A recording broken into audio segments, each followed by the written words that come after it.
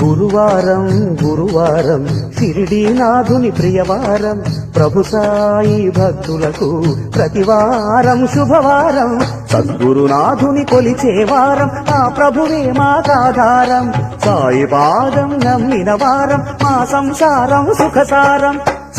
షిరిడీ గ్రామంలో ఒక బాలుని రూపంలో వేప చెట్టు కింద వేదాంతిగా కనిపించాడు, తన వెలుగును ప్రసరించాడు.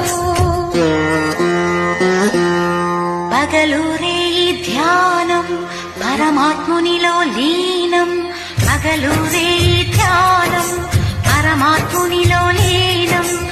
ఆనందమే ఆహారం, చేదు చెట్టు నీడయే గురుపీఠం.